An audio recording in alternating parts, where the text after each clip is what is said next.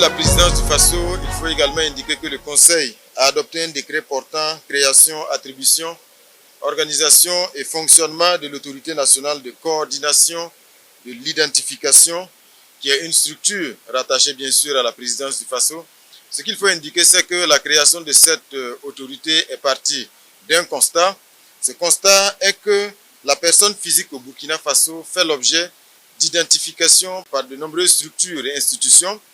On peut citer entre autres l'État civil, l'Office national d'identification, le Conseil national de secours d'urgence et de réhabilitation, la Caisse nationale d'assurance maladie universelle, la CARFO, la CNSS, les services des passeports, le service de permis de conduire et bien sûr le projet de mise en place d'un identifiant unique. Donc ce qui crée bien sûr une grande disparité sur le terrain, d'où la nécessité d'avoir donc une cohérence d'ensemble concernant donc l'identification des citoyens burkinabés. Et ce qu'il faut aussi préciser, c'est qu'il y a le manque d'interopérabilité entre ces différentes institutions-là. Et donc aujourd'hui, en l'absence d'une vision globale,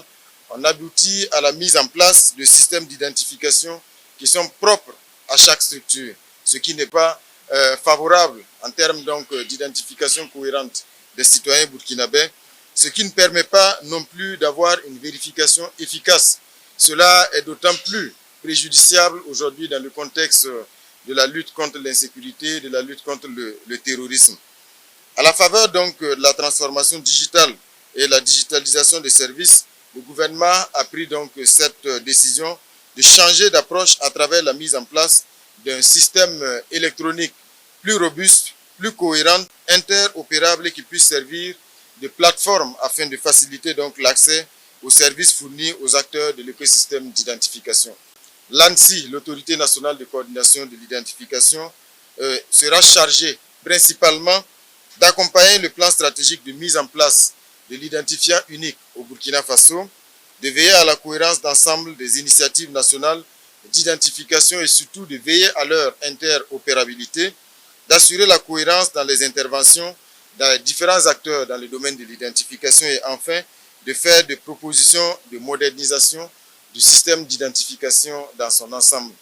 L'adoption de ces décrets permettra donc à notre pays de disposer d'une structure de mission rattachée à la présidence du FASO et qui aura donc pour vocation d'assurer la mise en cohérence de l'ensemble donc des approches en matière d'identification des citoyens burkinabés.